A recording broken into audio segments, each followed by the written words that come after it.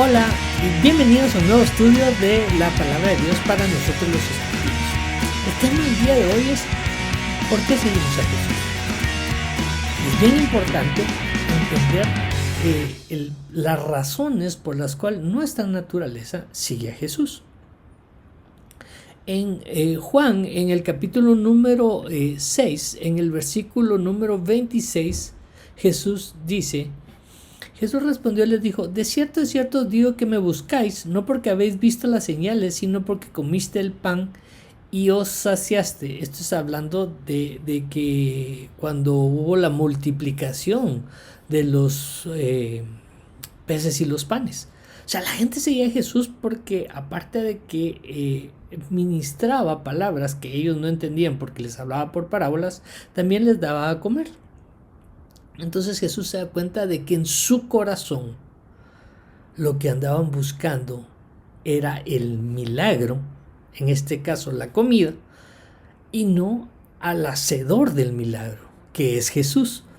Y muchos en la naturaleza humana vamos detrás de Jesús ambicionando lo que Él nos ha dado, y podemos ver un montón de frases prometedoras de que Él te va a devolver el doble, como le pasó a Job, o frases como yo todo lo puedo en Cristo que me fortalece, y vamos a hacer un montón de cosas que no son correctas delante de Dios, porque estamos buscando el milagro y no al hacedor de milagro. Muchas personas se acercan a Dios buscando la salud económica, la salud física, la restauración de una relación, que sus hijos, que su familia, que una casa, que un vehículo, etc. Y eso no es malo, pero no es donde debe estar tu fe. La gente cree que la fe es creer que va a recibir esa casa. La pregunta que debemos hacernos siempre es lo que hizo Jesús en el huerto de Getsemaní. Jesús sabía exactamente que en unas cuantas horas iba a ser procesado por los pecados de todos nosotros, iba a sufrir laceraciones en su cuerpo, en su rostro.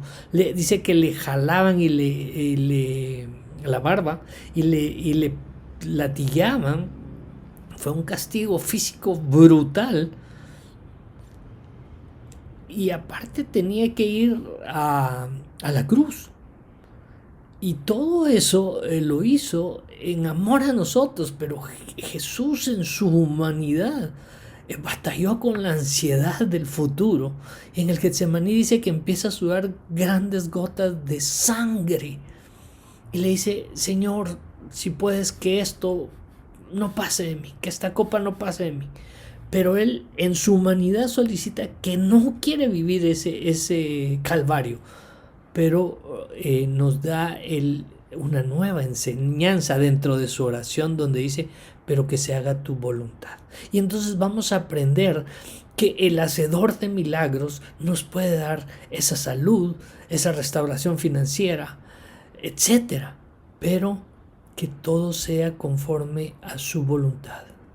Jesús mismo nos dijo: yo no vine a hacer mi voluntad, sino solo hago lo que mi Padre hace en el cielo. Y entonces ese tipo de mensajes causó en las personas lo mismo que tiene que causar en nosotros. En Juan 7:1 dice: después de estas cosas andaba Jesús en Galilea, pues no quería andar en Judea porque los judíos procuraban matarle. El mensaje de Jesús era tan directo y tan frustrante para el religioso de la época y para el común, porque atentaba contra la creencia de su propia naturaleza pecadora. Y es el mismo mensaje que Jesús está mandando a nosotros, de que debemos de dejar nuestra manera libidinosa y pecadora manera de vivir. Un hombre con la mano leprosa es acercado por parte de los fariseos en Marcos capítulo 3. en el día de reposo. Y Jesús les pregunta, bueno, entonces el día de reposo, la gracia y la misericordia de Dios para sanar a alguien no puede ser presente porque va en contra de los estatutos de parte de Dios. Y entonces Jesús aquí nos da una perfecta interpretación de que la gracia está sobre la ley y sana a este hombre. Y lo que sucede en el versículo 6, leemos que tan pronto como salieron los fariseos, comenzaron a tramar con los partidarios del rey Herodes cómo matar a Jesús. Jesús en el capítulo 6 de Juan, está hablando de que Él es el pan que vino del cielo, ejemplificando que el maná que descendía en la época de los israelitas en el desierto era el pan de vida que es Él, y que ellos deberían de comer su carne y beber su sangre. Para quien oye con oídos naturales, el ser un mensaje tan molesto, porque va en contra de la naturaleza humana. Por eso es que es importante entender los mensajes que Dios nos da a través de la correcta interpretación que la Biblia nos permite. Dice, él estaba hablando del sacrificio de la cruz y la gente no lo entendió.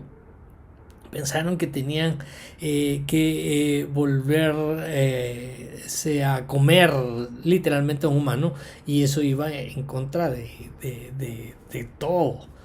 Y entonces Jesús nos dice, no es esa mi intención. Mi intención es que vean que ustedes tienen también que caminar el camino que yo caminé, sufrir lo que yo sufrí y morir en la cruz como yo morí.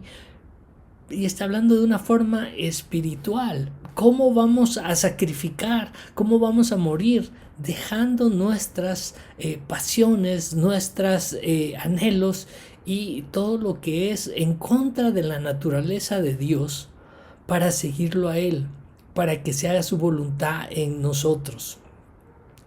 Entonces, en el versículo, siempre en el mismo Juan 6, vemos en el versículo 66, que dice, desde entonces muchos de sus discípulos volvieron atrás y ya no andaban con él.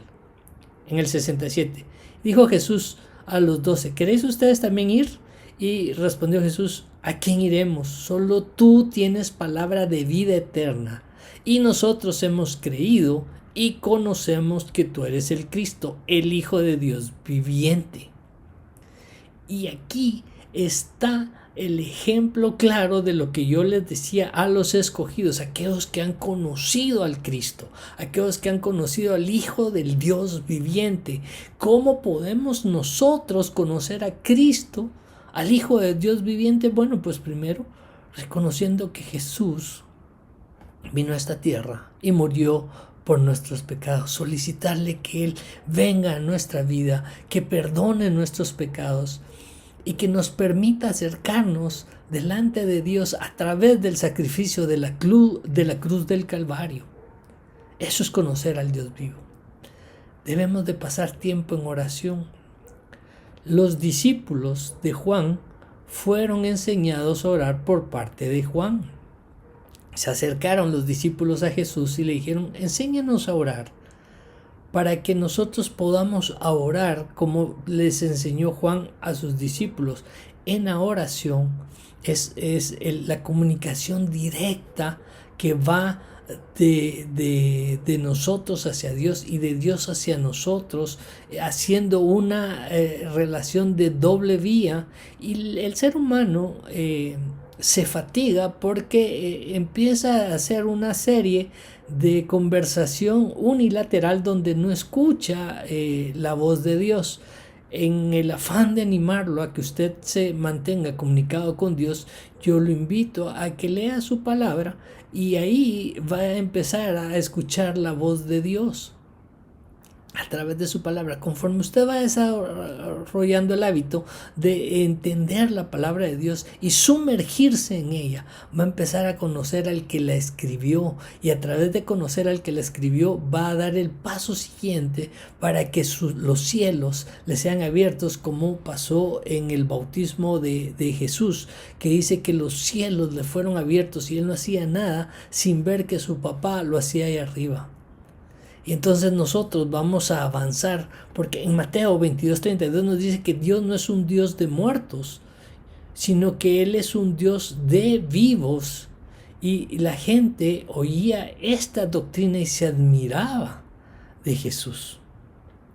Hoy en día en muchas iglesias lo que están es entreteniendo a las personas, y no quiero juzgar a nadie, como dice Mateo, que no debemos de juzgar a nadie en Mateo 7:1, sino que a usted lo deben de preparar para pasar tiempos de intimidad con Dios.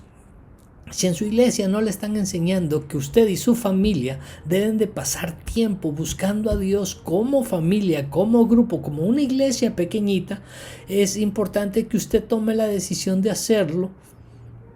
Invitar a su casa a los que moran con ustedes a pasar un día a la semana por unos minutos, cantando unas canciones a Dios, adorando a Dios, estudiando su palabra, compartiendo lo que quieran, y cada uno que tenga un detalle para que sea un holocausto agradable, buscando la intimidad con Dios. Esto le garantizo, primero, que lo va a hacer conocer a Dios. Segundo, que va a ayudar a que su familia esté más unida. Tercero, le va a garantizar a usted que Dios va a tener un cordón alrededor de su familia. Y cuarto, le van a venir una serie de ataques de parte del enemigo, porque el enemigo no le interesa que usted y su familia tengan intimidad con Dios. A él le interesa las rupturas familiares para que los hijos se aparten, se desvíen, se descarríen, los padres vayan y empiecen a cometer fornicaciones, adulterios, etc.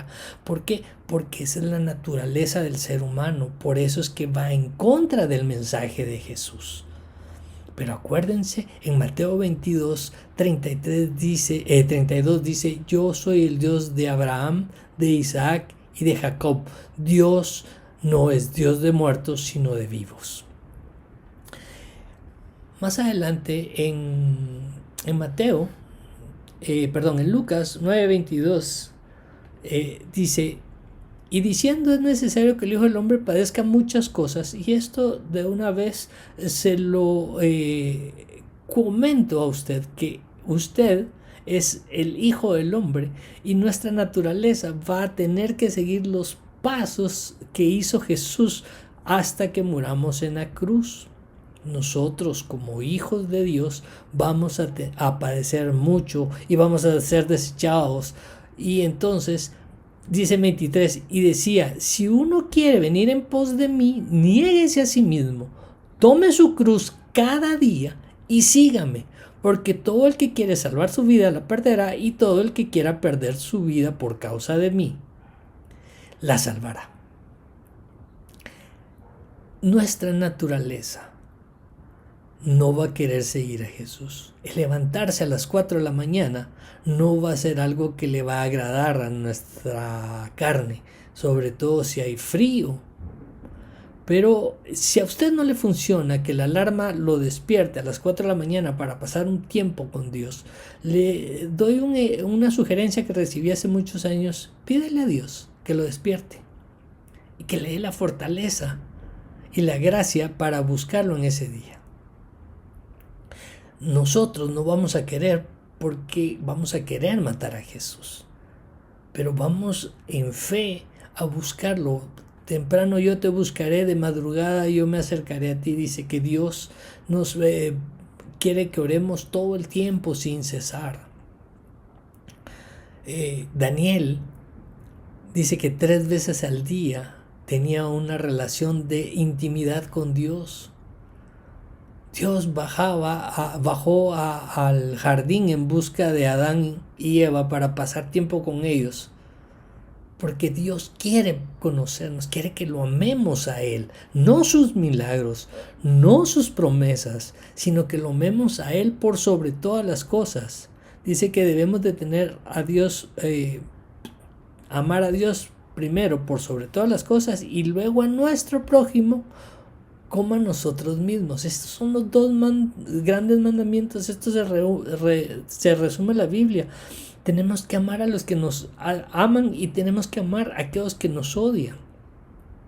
¿Qué diferencia va a ser entre una persona que no conoce a Dios y nosotros, si nosotros no podemos amar a aquellos que nos odian? Debe de haber una diferencia tangible y palpable en el ser humano que sigue a Cristo, porque su vida está llena de luz o empieza a tener luz, empieza a hablar diferente, empieza a actuar diferente. Y eso lo único que le va a garantizar a usted es que el enemigo lo va a empezar a atacar de tal manera que lo va a querer destruir.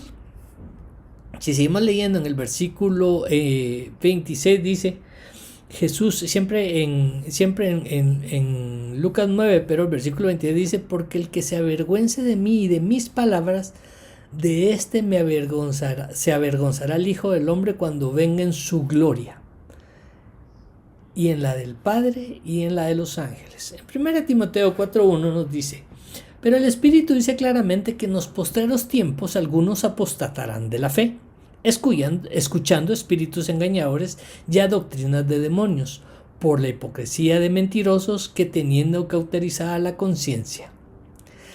¿Por qué en los postreros tiempos van a haber apóstatas?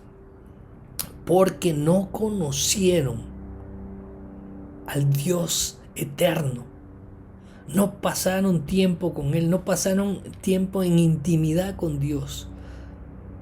Cuando nosotros entendemos que Dios es un Dios tan celoso de lo santo, lo podemos ver en Levítico 10, cuando los hijos de Aarón toman un incensario.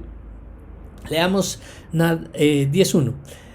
Nadab y Abiú, hijos de Aarón, tomaron cada uno un incensario y pusieron en ellos fuego sobre el cual pusieron incienso y ofrecieron delante de Jehová fuego extraño que él nunca les mandó, y salió fuego delante de Jehová y los quemó y murieron delante de Jehová. Entendamos entonces que nosotros debemos, como dice Mateo, de retener lo bueno y desechar lo malo. Buscando la presencia de Dios en lo individual, podemos pasar tiempos de gozo en lo colectivo cuando asistamos a la iglesia, porque la presencia de Dios va a ser algo que nosotros ya conocemos en la intimidad. Entonces, al conocer algo en la intimidad, usted va a ser una persona que va a reconocer la verdad. Y al reconocer la verdad lo va a hacer libre y va a saber diferenciar qué es lo bueno y qué es lo malo.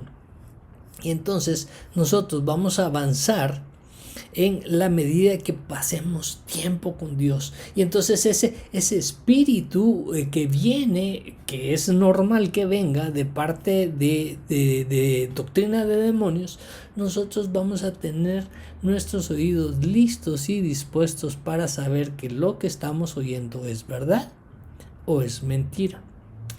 Jesús nos decía en Mateo 7:15 que nos debemos de guardar de los falsos profetas que vienen a nosotros vestidos de oveja, que por dentro son lobos rapaces. ¿Y cómo los vamos a reconocer? Por sus frutos. Como siempre le indico, no crea lo que yo estoy leyendo, vaya a su palabra, busque a ver si es el contexto, si es la forma. Si cree que esto viene de parte de Dios, recíbalo, y si cree que algo no viene de parte de Dios, rechácelo. Es importante entender que nosotros vamos a tener que lidiar en algún momento con el mensaje de mentira y sin juzgarlo, como dice Mateo 7, vamos a tomar si es bueno y si no, lo vamos a rechazar. ¿Por qué la gente va a apostatar? Porque no han pasado tiempo en intimidad con Dios. Judas es un claro ejemplo que hizo milagros, que sanó enfermos, que echó fuera demonios, pero su corazón no estaba con el hacedor, sino con el milagro, donde había la platita. Y entonces, al tener un corazón que no estaba con Dios, se convirtió en el hijo del diablo. Que nuestro corazón esté en el corazón de Dios y que podamos ser llamados como Dios llama a David, conforme a su corazón. En Oseas, en el capítulo 4, en el versículo 6, leemos que el pueblo fue destruido porque le faltó conocimiento. Por cuanto desecharon el conocimiento, dice Dios, yo los deseché del sacerdocio, porque olvidaron la ley de Dios, yo también los olvidaré de que sean mis hijos. Y entonces entendemos la importancia de pasar tiempo con Dios, de orar con Dios de mañana, de dedicarle nuestro día. Dice que debemos de orar sin cesar, que debemos de dar gracias a Dios por todo, que debemos de entender que nada, ni una hoja se mueve sin la voluntad de Dios. El sacrificio y lo que sufrió Job fue porque Dios lo permitió, pero usted lee al final cuando Dios establece una conversación con Job, Dios nunca le explica a Job por qué lo metió en ese calvario. Simple y sencillamente Dios demuestra que Él es Dios. Y punto. Y así es Dios. O sea, entendamos que Dios quiere que lo adoremos por lo que Él es, que lo amemos por lo que Él es, no por lo que Él nos da. Dice, buscad primeramente el reino de Dios y su justicia y todo lo demás va a ser añadido. Después de buscar primero el reino de Dios y su justicia. Y cuando hablamos del reino de Dios hablamos del rey. Dice que la gente que no pasa tiempo con Dios va a apostatar su fe porque su fe está puesta en el milagro y no en el hacedor del milagro. Pablo, el gran perito arquitecto, dice que tenía en su carne un mensajero de Satanás. Y Pablo nos habla en 1 Tesalonicenses 5:15, dice, mirad que ninguno pague otro mal por mal, antes seguid siempre lo bueno unos para con otros y para con todos. Estad siempre gozosos, orad sin cesar, dad gracias en todo, porque esta es la voluntad de Dios para con vosotros en Cristo Jesús. No apaguéis al espíritu, no menosprecéis las profecías, examinadlo todo, retened lo bueno y absteneos de toda especie de mal.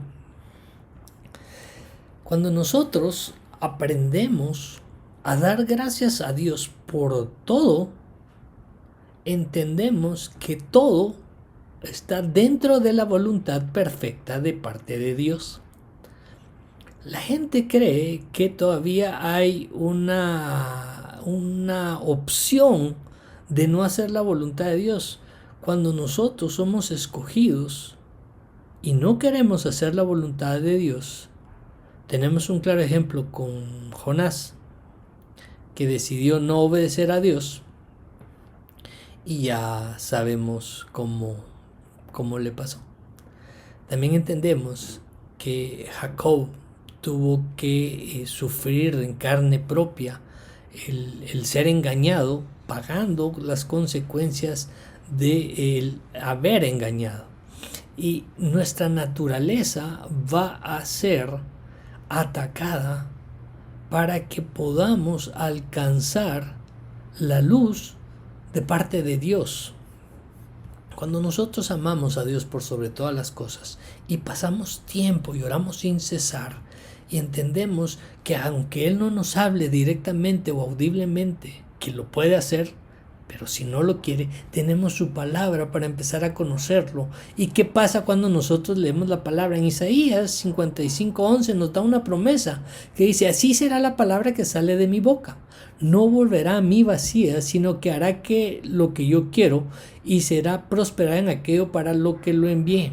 ¿Y qué es la palabra de Dios? Es la Biblia, la que debemos de estudiar día a día. Yo les doy, por ejemplo, una sugerencia, que todos los días por lo menos lean un capítulo de Proverbios que tiene 31 capítulos, acordes a la mayoría de meses, uno por día, y empezar a entender que el principio de la sabiduría es el temor de Jehová, pero la sabiduría y el conocimiento vienen de buscar la palabra de Dios, y ahí nos va a hablar que la sabiduría es más importante que el oro, la plata, el dinero, las cosas. El pasar tiempo con Dios nos va a permitir conocer al hacedor y dueño de todas las cosas. En Hebreos 4:12 dice: porque la palabra de Dios es viva y eficaz, y más cortante que espada de dos filos, y penetra hasta partir el alma y el espíritu, las coyunturas y los tuétanos, y discierne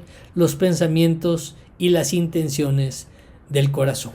Así que yo lo invito a que ore todo el tiempo sin cesar, que realice como familia, los de casa, un tiempo de buscar a Dios, alabarle, bendecirle y escudriñar la palabra. Y si no sabe cómo hacer un estudio, agarre un tema, el que quiera, en una concordancia, o póngalo en Google y empiece a ver qué versículos hablan de ese tema, y así empezar a desarrollar una relación de intimidad y conocer al Dios eterno.